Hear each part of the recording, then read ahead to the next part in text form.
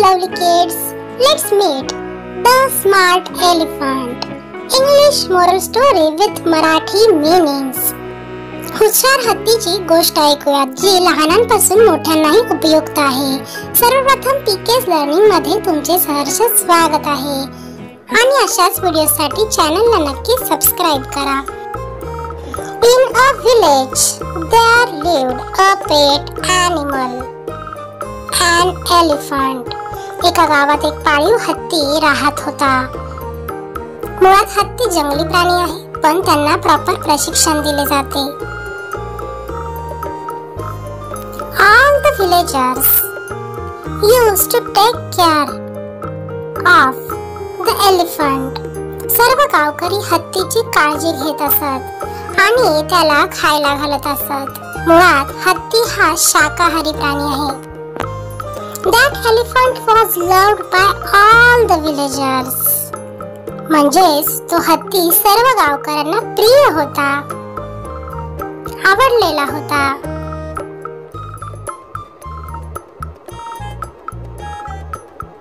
The elephant used to go to the temple every day. Before that, it used to stop at a flower shop. हत्ती दररोज मंदिरात जायचा. त्यापूर्वी तो फुलांच्या दुकानात थांबायचा. The florist used to give flowers to that elephant's trunk every day.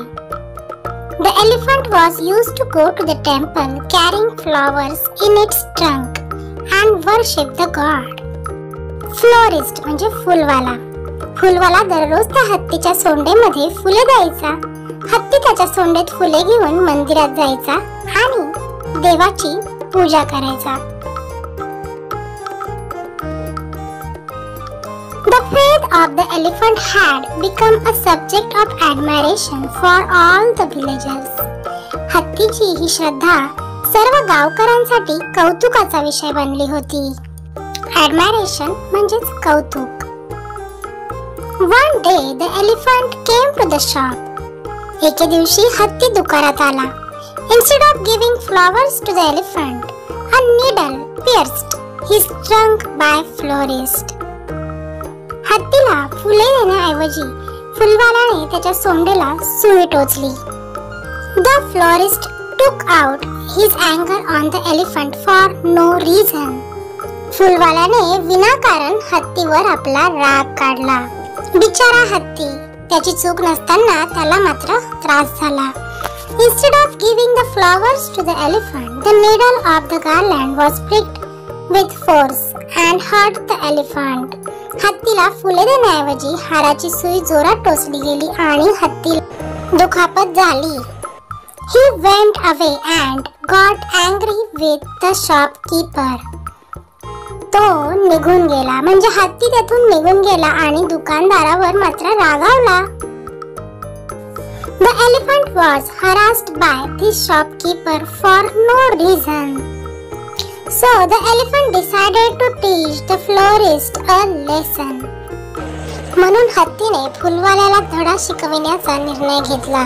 तरच त्या दुकानदाराला समज येईल आणि तो इतरांना कारण नसताना त्रास देणार नाही. The next day, the elephant go to the river flowing near the shop. The muddy water was filled in a trunk. दुसऱ्या दिवशी हत्ती दुकानाजवळून वाहणाऱ्या नदीवर जातो आणि सोंडेत गढूळ पाणी म्हणजे चिखलाचे पाणी भरतो. The elephant calmly came to the shop and spread the muddy water on the florist, flowers and garlands. हत्ती शांतपणे दुकानात आला आणि त्याने फुलवाल्यावर फुले आणि हारांवर चिखलाचे पाणी शिंपडले. All the goods of the shopkeeper were damaged. He realized his mistake. दुकानदाराच्या सर्व वस्तूंचे नुकसान झाले. त्याला त्याची चूक कळली. But for that he had to pay a heavy price. पण त्यासाठी त्याला मोठी किंमत मोजावी लागली. At last the florist apologized to the elephant. शेवटी फुलवाल्याने हत्तीची माफी मागितली. So moral of the story is tit for tat. तात्पर्य जशास तसे.